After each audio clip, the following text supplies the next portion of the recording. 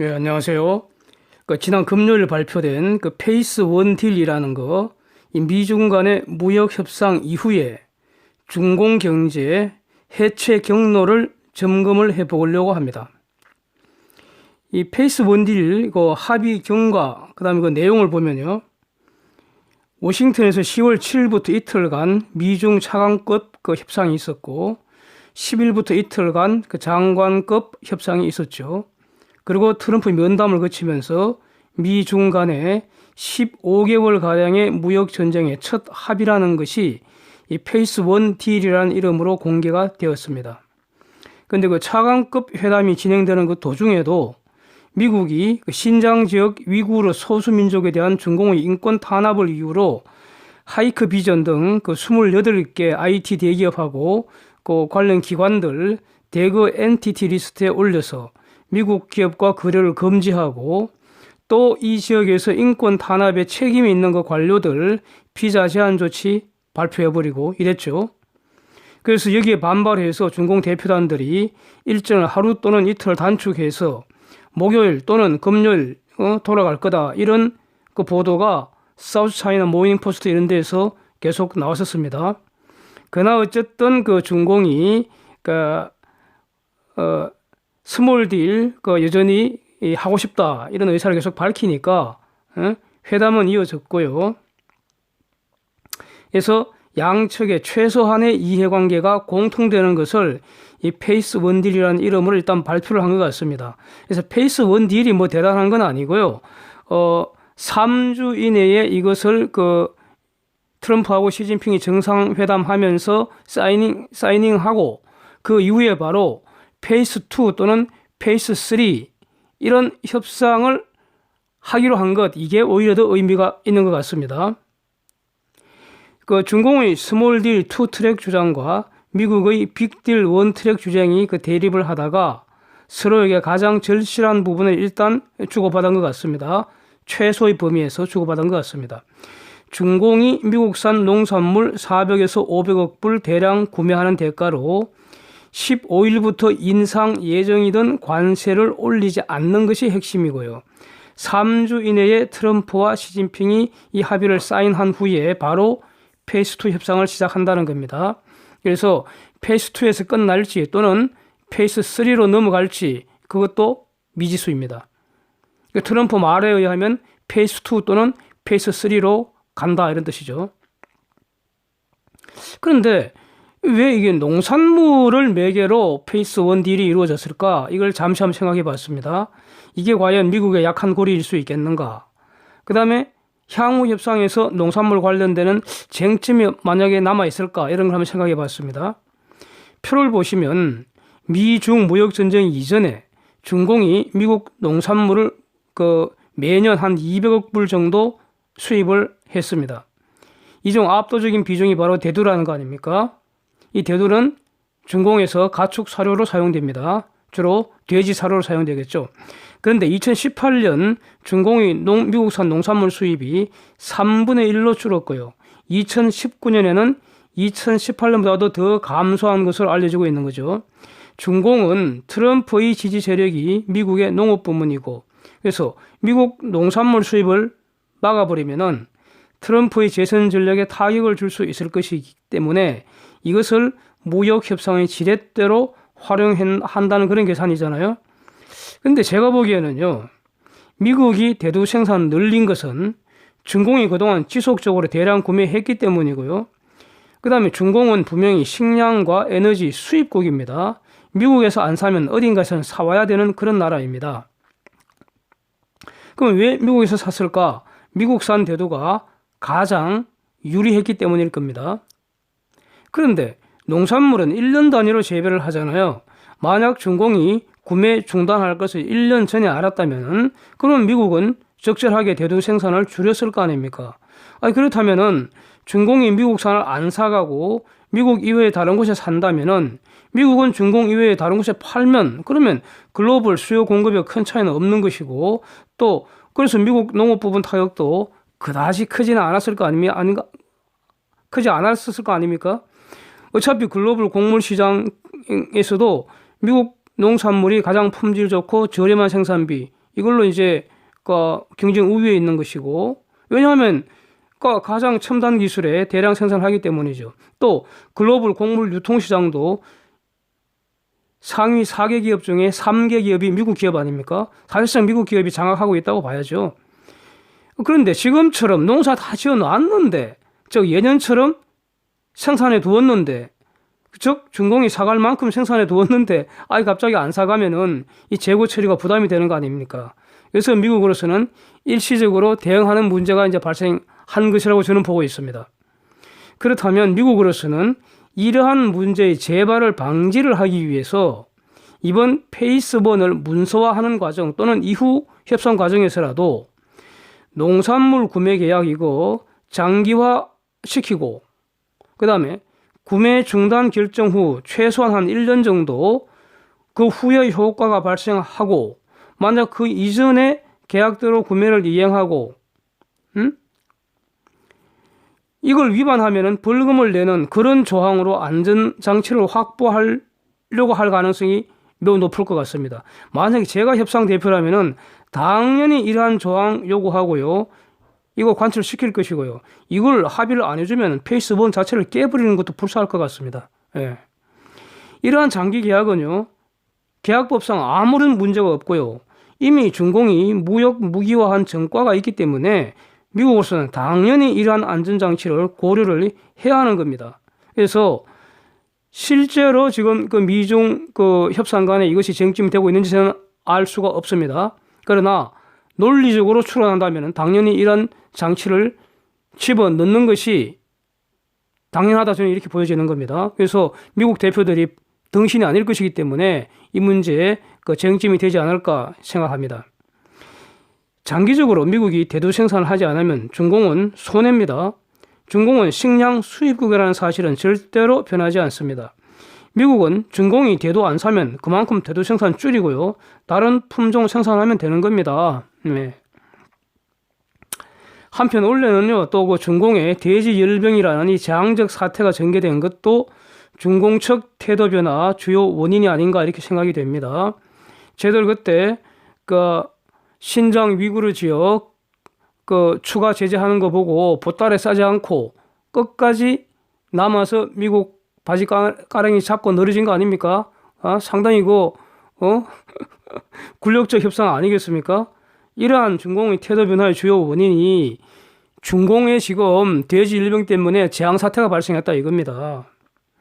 돼지열병으로 중공의 돼지 사육 두수가 보도에 따라 막 다른데요. 어떤 거는 3분의 1이 살처분됐다. 어떤 보도는 2분의 1이 살처분됐다. 이러고 있거든요.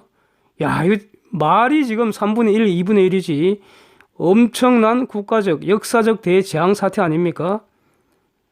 그래서 중공으로서는 당연히 돼지고기 또 돼지를 키울 때 필요한 사료로서 대두, 이게 꼭 필요한 이런 상황이 되는 것이죠.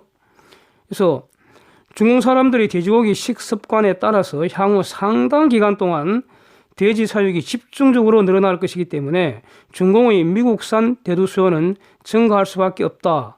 이것을 이 중공회들이 고려를 했다고 저는 봅니다. 중공이 미국에게 약속하였다는 농산물 수입액 400억 내지 500억 불은 무역 전쟁 이전의 평균값의 2배 이상에 달하는 대규모입니다. 이게 바로 앞으로 중공에서 이런 사료용 돼지 사육 두수를 엄청나게 늘려야 하기 때문에 이것이 필요할 거다 이렇게 하지 않았는가 보여집니다. 즉 중공은 돼지 열병이라는 국가 대재앙 사태에서 이런 비상사태가 발생한 것이기 때문에 스몰 딜이라는 그 이름으로 미국산 농산물 대량 구매 카드를 들이민 것이고, 미국에게도 이를 받는 것이 그렇게 불리할 것도 없잖아요. 오히려 유리하면 유리했지. 그래서 페이스 1 딜이 가능했던 것으로 보입니다. 미국이 양보한 거는 2,500억 불의 관세를 25%에서 30% 올리는 거, 요거를 잠시 보류했을 뿐입니다. 이거는 사실 미국에게 불리한 것이라고 할 수 없는 거 아닙니까? 지금도 25% 관세 받고 있잖아요. 그래서 그 다음에 이제 이와 관련해서 참고로 말이죠, 제가 대두 선물 가격 추이를 한번 봤는데요. 그래프 한번 보십시오. 향후 상당 기간 동안 국제시장에서 대두수요 증가하지 않을까 이렇게 기대가 되는데, 그래프 보시면 아직은 대두선물 가격이 크게 상승하는 것 같지는 않습니다.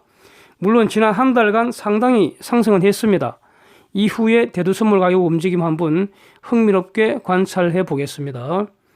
지금 중공이 대량 구매하기로 약속을 했기 때문입니다. 예. 자, 그래서 어쨌든 페이스 1 딜에도 불구하고요, 미국이 중공산에 부과하는 관세는 현재 2,500억 불에 25%, 1,120억 불에 15% 관세가 부과 중이고요. 12월 15일부터 1,600억 불에 15% 관세 새로 부과할 예정인 겁니다. 네. 자, 이제 본격적으로 한번 들어가 보죠. 무역전쟁에 실질적인 진전이 있습니까? 저는 전혀 없다고 봅니다. 미중 무역전쟁은 단순한 그 무역 분쟁이 문제가 아니고요, 패권 전쟁의 수단으로 진행되는 것으로 저는 해석을 합니다. 그래서 이 무역 전쟁의 효과로, 즉 또는 패권 전쟁의 효과로 중공 경제가 실질적으로 타격을 받고, 가령 실질 GDP 기준으로 중공 경제가 미국의 한 5분의 1 정도로 찌그러질 때까지 지속될 가능성이 높다고 저는 보고 있습니다. 중공 경제의 타격은 금년부터 본격적으로 나타나기 시작하는 것 같습니다. 조금 전 발표된 통계를 보면 9월 중공 수출 연율 3.2% 감소입니다. 감소. 그래프 한번 보십시오.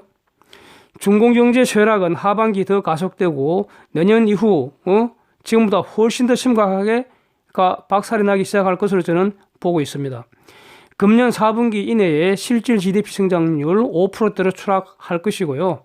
결국에는 마이너스 성장률 우리가 구경하게 되리라고 봅니다. 뭐 1, 2년 후가 될지 2, 3년 후가 될지는 그거는 알 수 없습니다. 중공경제 해체 경로는 이제 보다 더 뚜렷해진 것 같습니다. 조금 더 명확해진 것 같습니다. 페이스 1 딜 이후에 크게 세 가지 경로가 보이는 것 같습니다. 위안 환율과 관련돼서요. 그 다음에 무역 기존의 무역 쟁점과 관련돼서요. 그 다음에 인권 쟁점, 안보 쟁점과 관련된 거, 이렇게 크게 세 가지 경로로 중공경제 해체되리라고 봅니다. 지난주 금요일 날 백악관 오벌 오피스에서 지금 사진 쭉 올려드린 거 한번 보십시오. 거기 보면요, 트럼프가 자신의 집무 책상에 앉아 있고요. 그 맞은편에 라이트하이즈, 머누신, 나바로 이런 백악관 참모들이 쭉 앉아 있고요. 류호도 옆에 앉아 있습니다. 라이트하이즈 왼쪽 옆에 류호가 앉아 있죠. 이렇게 배열할 수 있는 상황에서 기자들을 부른 거죠. 그래서 트럼프가 기자들한테 페이스 1 딜 내용을 쭉 설명을 해주는 내용입니다. 거기 나온 게, 사진 올려드린 게. 거기서 트럼프가 쭉 자기가 설명을 다 하다가 라이트하이즈, 머누신 등에게 보충 설명할 기회를 주죠. 그때 재무장관인 머누신은 중공의 환율 조작국 해제 가능성을 언급을 했고요. 미 무역 대표부 대표인 라이트하이즈는 화웨이는 별개로 다룰 것이라 이렇게 말을 했습니다. 그래서 여기 이 두 가지를 가지고 이제 좀 더 자세히 한번 살펴보면은 경로가 보인다, 이런 뜻이 됩니다. 자, 위안 환율과 중공경제 해체 경로. 내가 한번 보겠습니다. 미국은 지속적으로 중공이 환율을 조작을 한다고 공격을 해왔죠. 실제로 위안 환율은 미중 관세 전쟁이 본격화된 이후 대략 적어도 10% 이상 평가절하적 환율이 올랐습니다. 이는 미국이 부여한 관세율에서 대략 10% 정도를 상쇄시키는 효과가 있는 거죠. 이것이 시장의 위안 저평가라는 자연스러운 현상인지, 또는 환율 조작의 효과인지, 또는 둘 다 포함된 것인지, 이게 중요한 것이 아니고, 미국이 7위안 돌파 직후에 바로 환율 조작국으로 지정을 해버렸다는 겁니다. 즉, 중공은 외환시장에서 정상 국가가 아니라 환율을 조작하는 불량 국가 라벨이 딱 붙어 있는 상황이라는 겁니다. 중공은 아직도 시장 경제 국가라는 지위를 얻지 못하고 있다는 점도 여기서 상기를 하겠습니다. 기본적으로 중공은 경제에 관련한 불량 국가라는 겁니다. 하여튼 그 미중 간에는 그동안의 무역 정책 이외에 이제 환율이 그동안에는 환율이 그러니까 무역 정책의 하나로 포함되어 있었더라면은 이제부터는 환율이 별개로 독립적으로 그 유한 환율 문제가 크게 쟁점화되고 있다 이겁니다. 이것이 이번 워싱턴 회담에서 이런 형태로 테이블에 올랐던 것 같습니다. 이미 예견된 내용입니다. 이강 인민은행 그 총재도 이번에 그 회담 대표 자격으로 참석을 했었습니다.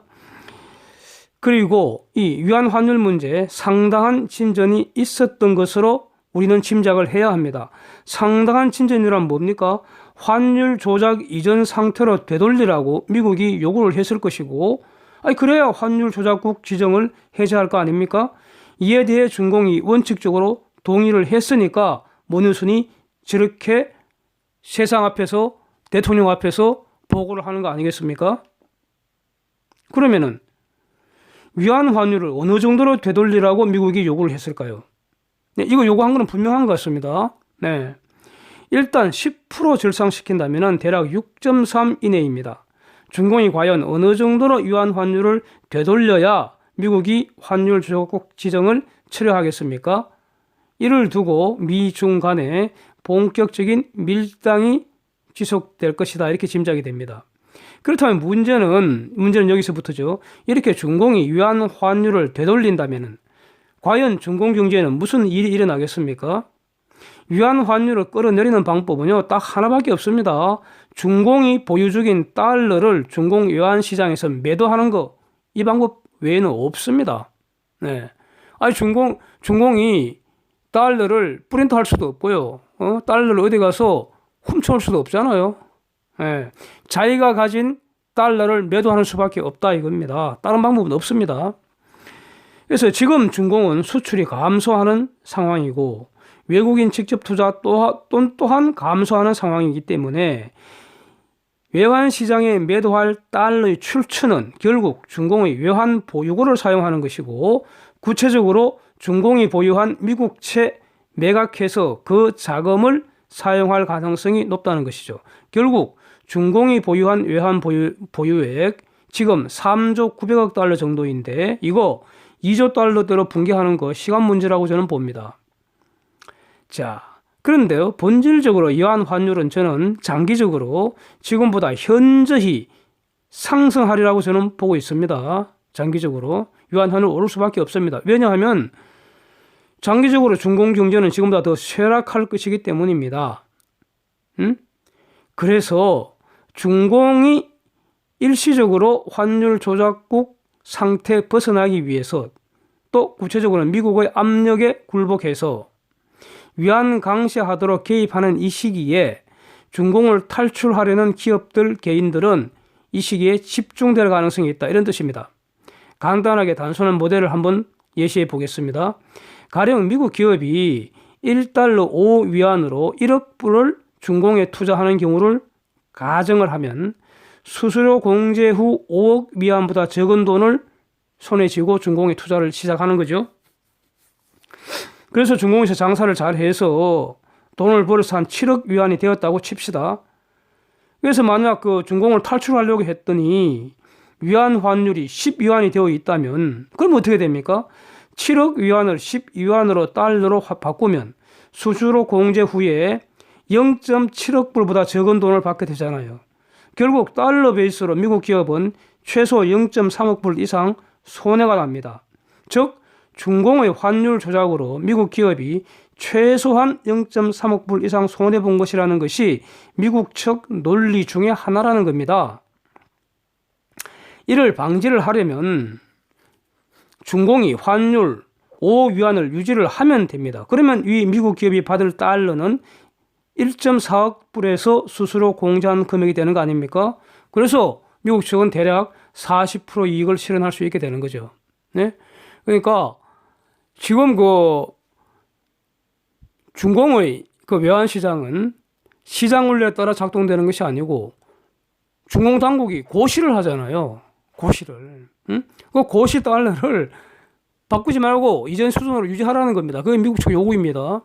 그리고 미국 기업들은 그러니까 중공이 위안 환율을 이렇게 올려버리면은 자기 재산이 강탈당하는 것과 동일한 효과니까 이러한 내용을 끊임없이 미국 정부에 얘기를 하는 것이죠. 그러면 그러한 여론을 수렴해서 미국 대통령은 이렇게 힘을 행사하는 것이고요. 뭐 그런 구조입니다. 자, 소결론을 내려보면요. 위안 환율은 장기적으로 중국 경제의 쇠락에 상응해서 상승하리라고 봅니다. 즉 장기적으로는 위안 약세는 분명히 약세입니다. 위안은. 그러나 향후 페이스 2 또는 페이스 3 이 협상 과정에서 단기적으로 위안 환율 하락할 가능성, 즉 위안이 강세를 보일 가능성이 높아지고요. 결국 이 시기에 중공을 탈출하는 기업들, 부자들이 몰려들게 되고요. 이것이 중공의 외환 보유고 본격적으로 감소하는 계기가 되지 않을까 이렇게 주목하고 있습니다. 위안 환율은 그야말로 중공의 딜레마 상황을 그대로 보여줍니다. 위안 환율 되돌리지 않는다면 미국의 공세는 집요하게 계속될 것이고요. 여전히 외환 시장에서 불량 국가 라벨이 제거되지 않게 되고요. 즉 외환의 정상국가, 환율 조작국 벗어나려면은 달러를 상당폭 공급해서 그러니까 위안 환율 내려야 되는데 그러면 외환 보유고는 2조 달러 중반 넘어서 초반으로 추락할 수도 있고요. 또 환율이 내려가면 즉 위안이 강세를 보이게 되면 수출 경쟁력 하락은 불가피하게 되는 거죠. 결국 이게 바로 중공의 딜레마라는 겁니다. 중공의 딜레마 상황은 여러 개가 있습니다. 무역 쟁점과 동시에 별개로 안보 쟁점, 인권 쟁점이 지금 진행 중입니다. 별개로, 동시에 별개로. 라이트하이저는요, 화웨이는 페이스 1딜 과정에서 다뤄지지 않았다. 이렇게 보고를 했습니다. 이것은 별도로 취급하겠다는 겁니다. 즉, 무역 쟁점과는 관계없이 화웨이 관련 110개 이상, 이게 지금 화웨이 기업들이 엔티티 리스트에 올린 게 두 번에 걸쳐서 첫 번째 68개인가 1차로 올라갔고요. 두 번째로 추가로 한 50여 개가 또 올라가서 총 110개 이상의 화웨이 계열사 관련 기업들이 엔티티 리스트에 올라가 있습니다. 그 이유는 국가 안보 위협이고요. 하이크 비전 등 28개 대기업 단체가 엔티티 리스트 제재받는 것은 인권 침해 이유를 들고 있습니다. 즉 안보와 인권 이것이 동시에 별개로 그러나 제재를 받고 있는데 이 제재의 효과는요. 무역 전쟁의 효과보다는 훨씬 더 강력합니다. 훨씬 더 강력합니다. 그 다음 훨씬 더 강력하다는 거는요. 엔티티 리스트 제재를 하면은 미국 기업과 거래가 완전히 금지되기 때문에 미국 기업에게서만 살 수 있는 핵심 부품이 있잖아요. 그건 못 산다는 거죠. 그 다음에 기술 절벽을 초래하게 되죠. 그래서 관련된 기업은 사실상 시장에서 퇴출될 가능성이 많고요. 그 다음에 무역 쟁점과 별개로 진행된다는 것은 무역 협상이 타결되더라도 화웨이하고 하이크비전은 별개의 제재로서 계속 남을 가능성도 있다. 이런 뜻입니다. 자, 기존의 무역상의 쟁점 여전히 그대로 남아 있습니다. 세 번째로 본격적인 미중 협상 대결은 페이스 2 또는 페이스 3에서 맞붙게 되는 겁니다. 지금으로서는요. 페이스 2에서 끝날 가능성은 매우 희박하고요. 페이스 3까지 넘어갈 가능성이 높다고 봐야 할 겁니다. 물론 상황에 따라서는요. 페이스 3 진행 중에도 뭔가 뒤틀어져서 또 한번 대팡 싸우고 페이스 1으로 후퇴할 가능성도 항상 있는 것이고요. 몰래 협상이라는 게 그런 거 아닙니까? 그 다음에 중공의 논리 모든 것이 합의되기까지는 아무것도 합의된 것이 없다라는 그 논리에 의하면은 페이스 3 진행하다가도 페이스 1까지 그냥 무효화시켜버릴 수도 있는 거죠, 뭐. 그래서 지적재산권 보호나 강제적 기술 이전 문제, 국가 보조금 문제, 또 경제정책, 산업정책, 비즈니스 프랙티스에 대한 이런 문제들, 이게 지금 무역의 핵심적인 쟁점들로 그동안 다투어오던 것인데, 이런 것은요, 한마디로 중공이 자유민주주의 시장경제 질서에 포함된 그런 경제가 아니라 스테이트런 이코노미, 국가자본주의, 기업은 국가 이념 실현, 특히 공산주의 이념 실현의 수단으로 기능하는 그런 중공의 체제에 대한 문제라는 겁니다. 이것도 중공의 그 딜레마 상황이라고 저는 보고 있는데, 이 쟁점들에 미국이 원하는 답을 주지 않으면 미국의 공격은 계속된다는 것이고요. 미국이 원하는 답을 주면은 이런 중공 경제 체제의 핵심이 변질된다는 겁니다. 네. 자, 그런데 지금 위에서 살펴본 이런 세 가지 문제 이외에 중공은 미중 무역전쟁이 시작되기 전에도 벌써 내부적 모순, 구조적 모순 때문에 근본적인 경제성장의 한계에 부닥치고 있었던 그런 상황이었습니다. 무역전쟁이 없었더라도 이런 중공경제의 내부적 구조적 문제 때문에 이게 뭡니까? 대표적인 게 저는 인구 절벽을 제시하고 싶고요. 인구 절벽, 과도한 기업 부채, 생산성이 정체된 것, 기술 절벽의 문제, 고비용 저효율의 구조 문제. 그래서 중공을 탈출 러시가 이미 그 이전부터 일어나고 있었죠. 예? 수출 증가세 꺾이고 있었고요. 이런 여러 가지 어떤 내부의 모순 때문에 문제점이 막 드러나고 있는 상황에서, 즉 중공이 쇠락하는 그런 길로 들었다고 보여지는 그런 상황에서 미국의 공격이 타이밍 맞추어서가 개시된 거죠. 예. 그리고 그 미국의 공격 효과가 이제 본격적으로 나타나고 있는 것 같다. 이런 겁니다. 그래서 제가 볼 때는 중공은 미국의 덫에 걸린 거 아닌가 이렇게 생각이 듭니다. 작년 최초로 미국이 340억 불 관세 부과했을 때 이걸 보복을 한답시고 주제넘게 맞짱 뜨지 말고 한 번 더 참고 바로 협상을 시도했어야 했다고 봅니다. 그게 현명했다고 봅니다. 그런데 중공이 등신같이 G2 그들먹거리며 대들다가 지금 중국인 경제가 해체되는 이런 대가를 치르게 될 것 같습니다. 예. 그러니까 저는요, 중공 경제 해체시킨다는 게 미국의 직접적인 국가 목표인지는 저는 확신할 수는 없습니다. 그러나 위에서 본 미국의 요구 사항들은요, 중공의 국가 자본주의, 국가 경제 시스템을 바꾸지 않는 한 미국 요구를 들어주기는 불가능할 것 같고요.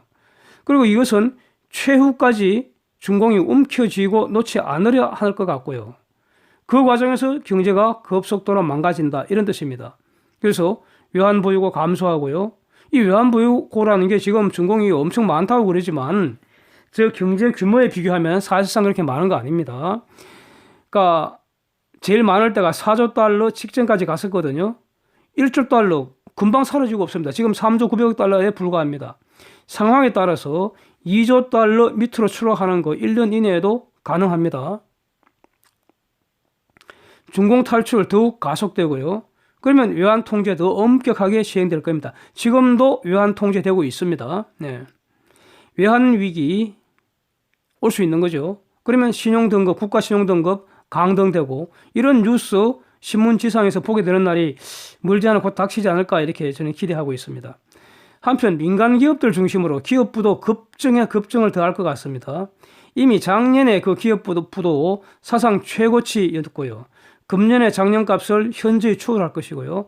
내년에는 금년도보다도 더 심각할 것입니다. 이런 과정에서 과연 부동산 거품이 버틸 수 있겠습니까? 기업들 부도 연쇄 폭탄 터지는 그 와중에 부동산 거품도 연쇄 터지는 이런 구경거리 생기지 않을까 기대가 됩니다. 자, 이런 상황에서 중국 사람들이 과연 중공 체제를 그대로 두겠습니까? 선택은 중국 사람들의 몫입니다. 네, 그렇게 봅니다. 결국 중공 경제 해체는 미중 무역 전쟁의 후유증으로 중국 사람들의 자유의지에 따른 선택의 결과로 해체되지 않을까 저는 이렇게 보고 있습니다. 가장 합리적 또 가능성이 높은 시나리오는 중공 경제가 충분히 망가진 후에 그래서 경제가 망가지면은 중국 사람들이 괴로울 거 아닙니까? 그래서 중국 경제 해체시켜버리고요. 자유중국으로 거듭난 후에 비로소 자유민주 중국 정부가 미국하고 제대로 된 무역협정을 맺고요.